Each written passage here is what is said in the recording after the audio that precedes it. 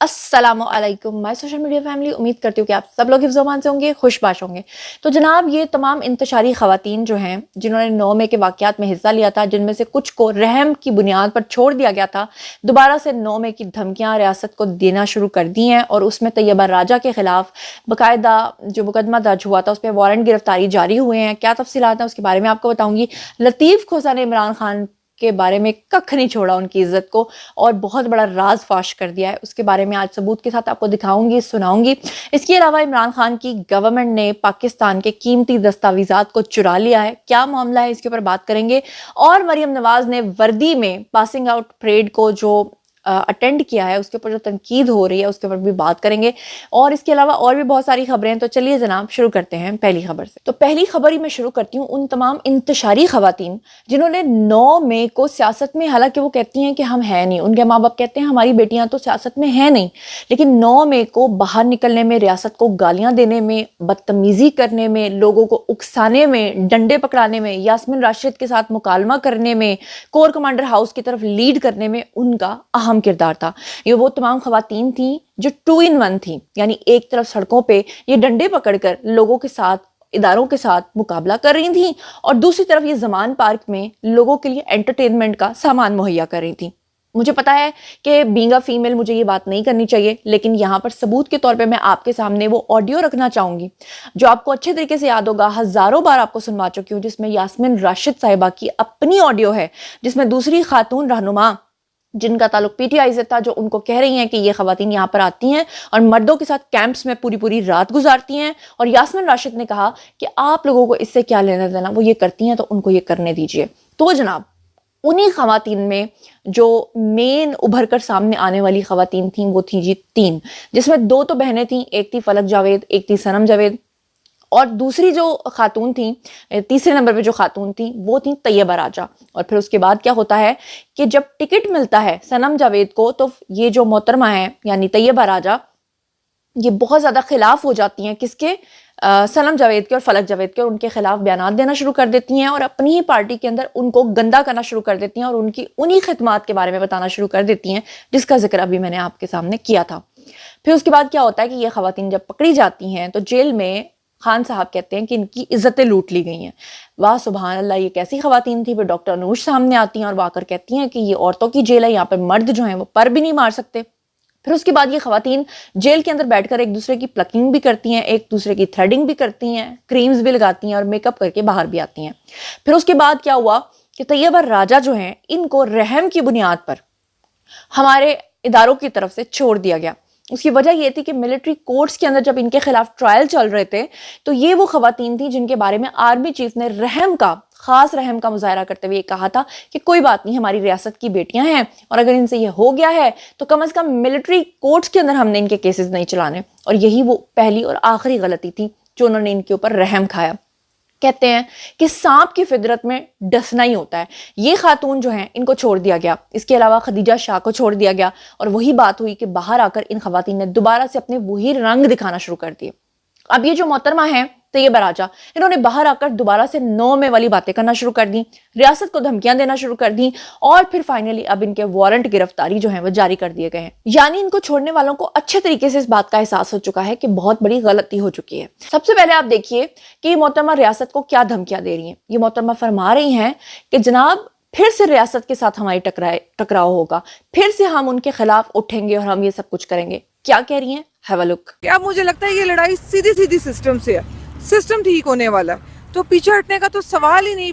इश्क में शुरू हुई हुई लड़ाई अब तो जिद बन गई हुई है, अब तो फिर हम नहीं या तुम नहीं, वो बस अब डू और डाई पे आ गए हैं। जब हमारा जीना मरना इधर है तो हम निजाम से टकराने के लिए तैयार हैं। हम अपनी क़यादत से भी सवाल करेंगे, सबसे करेंगे कि खान साहब अंदर हैं तो खामोशी क्यों है, बीबी बीमार है तो खामोशी क्यों है, और अवाम से भी कहेंगे कि निकलें, अब पंजाब को खुद ये लड़ाई लड़नी है, आपको खुद निकलना है। जी, तो आपने सुन लिया है। अब मैं आपको बताती हूँ कि मोहतरमा के वारंट गिरफ्तारी जो जारी हुए हैं उसकी क्या तफसीलात हैं, जरा वो आपके सामने रखती हूँ। جی تو جناب، لاہور کی انسداد دہشت گردی عدالت نے جناح ہاؤس گھراؤ کے مقدمے میں پی ٹی آئی رہنما طیب راجہ کے وارنٹ گرفتاری جاری کر دیے۔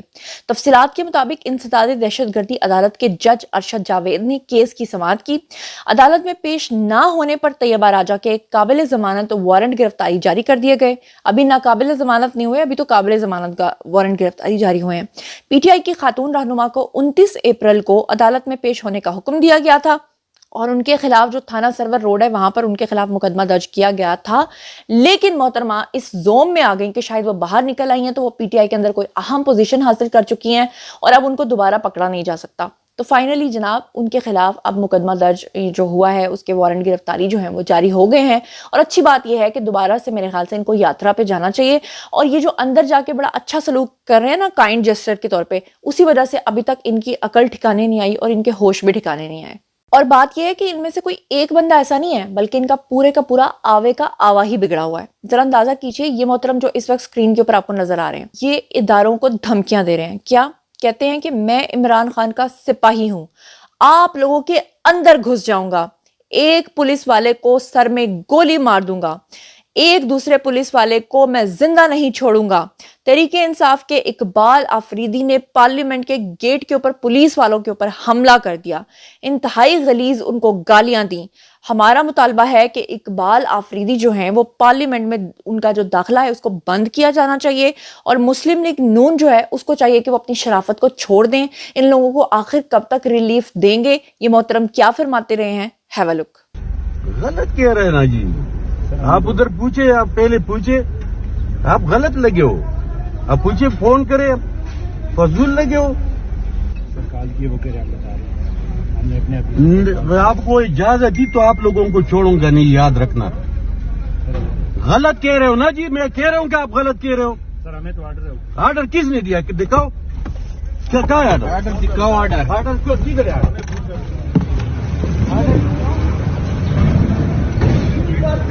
سر ہمیں تو کل بتایا، آپ کو دل روک رہے ہیں، کیا اختیار ہے آپ کے پاس؟ معذرت کے ساتھ مجھے کہنا پڑ رہا ہے کہ یہ سارے کے سارے اتنے خبیث ہیں کہ ان لوگوں کا نہ کوئی کیریکٹر ہے، نہ کوئی دین ہے، نہ کوئی ایمان ہے، اور نہ کوئی زبان ہے۔ آپ لوگ جانتے ہیں کہ عمران خان نے سائفر جو ہے اس کا جو سارا معاملہ ہے وہ 2 سال سے چلا کے رکھا ہوا ہے، کس طرح سے انہوں نے اداروں کے اوپر دھمکیاں دیں، بدتمیزیاں کی، بعد میں پتہ چلا سائفر کا بھی سارا ڈرامہ نکلا، اور مزیدار بات یہ کہ سائفر کو انہوں نے گما بھی دیا۔ اب جناب ذرا دیکھیے کہ عمران خان کی خباثت کا اندازہ آپ یہاں سے لگائیں کہ 9 سال پہلے قطر کے ساتھ ایک معاہدہ ہوا تھا، اس معاہدے کی دستاویزات کو بھی عمران خان نے اپنے آفس سے غائب کروا دیا ہے۔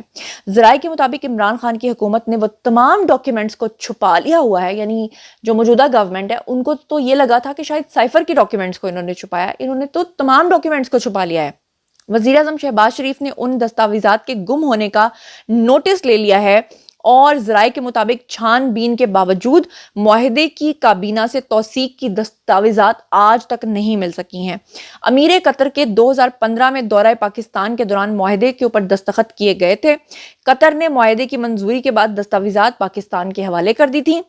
ذرائع نے بتایا ہے کہ معاہدے کے مطابق دونوں ممالک کے درمیان معلومات کا تبادلہ، ریسرچ اینڈ سٹڈیز کا جو معاملات ہیں وہ طے ہوئے تھے۔ ذرائع کے مطابق وزیر اعظم کی ہدایت کے اوپر 9 سال پرانے معاہدے کی کابینہ کی دوبارہ سے منظوری تو حاصل کر لی گئی ہے، لیکن پرانی گم ہونے والی کاپی اور دستاویزات کو ڈھونڈنے کا حکم بھی دے دیا گیا ہے۔ تو یہ سب کچھ کر کے گئی ہے ان کی حکومت، کے تمام دستاویزات کو ہی غائب کر کے چلے گئی ہے، یعنی کہ ڈسٹرکشن۔ یہاں تک کہ آپ کو میں نے کل کے ولاگ میں بتایا تھا کہ ندیم افضل چند نے کہا کہ میں نے خود اپنے کانوں سے سنا عمران خان کو، جنرل باجوہ کو یہ کہتے ہوئے کہ آپ یہ تمام اپوزیشن کو پھانسیاں دے دیں۔ عمران خان کے اپنے بیانات موجود ہیں جس میں عمران خان بار بار یہ بات کرتے رہے ہیں کہ اگر 5000 لوگوں کو چائنا کے پیٹرن کے اوپر پھانسیاں دے دیں تو ہمارے ملک کے اندر سے کرپشن ختم ہو جائے گی اور فلاں ختم ہو جائے گا اور ڈھینگ ختم ہو جائے گا۔